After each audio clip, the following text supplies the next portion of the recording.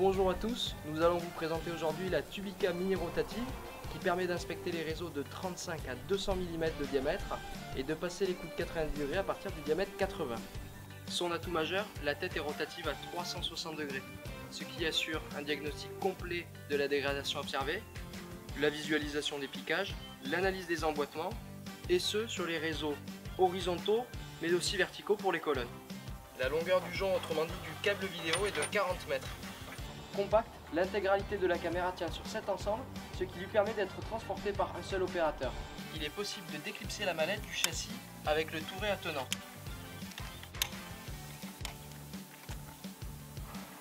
Une fois la mallette ouverte, il n'y a qu'un seul câble de liaison à brancher sur le canal CAM2. Il y a un détrompeur, donc une fois le câble inséré, on vient visser la bague de serrage. Le canal CAM1 quant à lui permet de brancher les caméras axiales. Il ne faut pas qu'elles aient la fonction compteur métrique. On va insérer le jonc dans l'axe de déroulement. Pour ce faire, on déverrouille, on insère et on vient reverrouiller l'ensemble. On va ensuite insérer les deux modules, à savoir la sonde et la tête de caméra.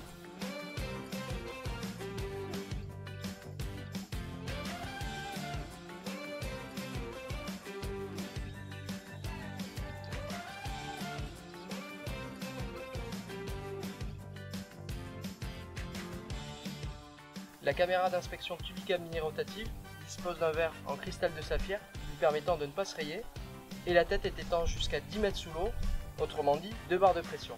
La régie est autonome, elle peut être utilisée sur batterie, qui est située juste ici avec une autonomie de 3h30 ou bien sur secteur. On ouvre les rabats d'écran, puis pour démarrer on vient appuyer sur On et Power qui est situé sous l'écran. On peut insérer l'un des 4 guides de centrage fournis, 2 centreurs rigides d'un diamètre de 36 mm et de 50 mm, puis 2 centreurs étoiles à roulette d'un diamètre de 85 mm chacun. Pour fixer un centreur, on vient l'insérer sur son emplacement, puis le visser.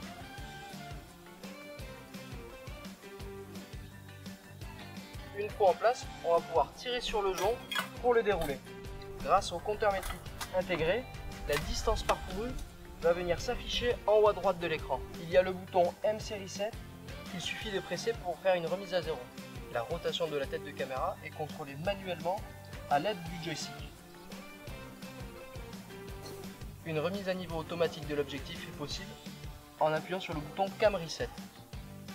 Celle-ci se repositionne et se stabilise en permanence dans la bonne orientation du réseau, autrement dit au fil d'eau. A savoir qu'au fur et à mesure que l'on déroule, cette stabilisation se poursuivra tant que l'on ne touche pas au joystick pour repasser en mode manuel. La sonde 512 Hz intégrée est active dès lors que le matériel est en marche. Il suffit de repérer le signal avec un localisateur adéquat tel que le V-Loc. Concernant la régie et ses boutons, il est possible lorsque la luminosité est importante de venir replier les rabats d'écran comme ceci.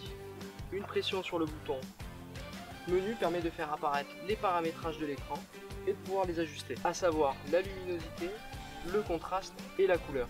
Il faut appuyer sur valider pour choisir la variable à ajuster, puis bas ou haut pour diminuer ou l'augmenter. L'interface disparaît toute seule au bout de 10 secondes ou bien en appuyant sur le bouton menu. Les boutons LED+ et LED- permettent d'ajuster le niveau d'intensité de l'éclairage des LED de la caméra en l'augmentant ou diminuant pour s'adapter au mieux au type de réseau et à son diamètre. Pour la partie enregistrement, on va venir insérer la clé USB qui est fournie ou bien une micro SD en l'emplacement prévu à cet effet. On bascule sur le mode vidéo 2 en appuyant sur le bouton vidéo qui est situé sous l'écran. L'interface apparaît avec des 4 carrés. Pour lancer un enregistrement, on va se rendre sur visualiser enregistrer, puis presser le bouton lecture entrée ou directement le raccourci REC. Une fois terminé, il nous suffira d'appuyer sur le bouton retour stop. Quant à la prise de photo et lorsque l'enregistrement est en marche, il faut appuyer sur le bouton REC, le message photo enregistré apparaît. Il est possible d'incrémenter des commentaires audio à l'aide du bouton micro et des commentaires écrits avec le clavier. On peut venir revisionner nos enregistrements en se rendant sur mes fichiers, onglet vidéo ou photo. Une fois le fichier sélectionné, on peut le renommer à l'aide de la télécommande en appuyant sur Setup. En rappel, le format est AVI pour les vidéos et JPEG pour les photos. Afin de retirer l'USB en toute sécurité, on va descendre sur retirer USB, appuyer sur play, puis sur OK pour valider. Les précautions d'usage sont les suivantes. De bien rincer et nettoyer le joint lorsqu'on le rembobine pour éviter d'obstruer la partie tournante, rincer la tête de caméra et la dévisser pour la ranger dans la mallette. On vient faire les manipulations inverses, notamment refermer les rabats d'écran, puis on vient assécher toutes les parties humides avant de fermer la mallette pour éviter la condensation.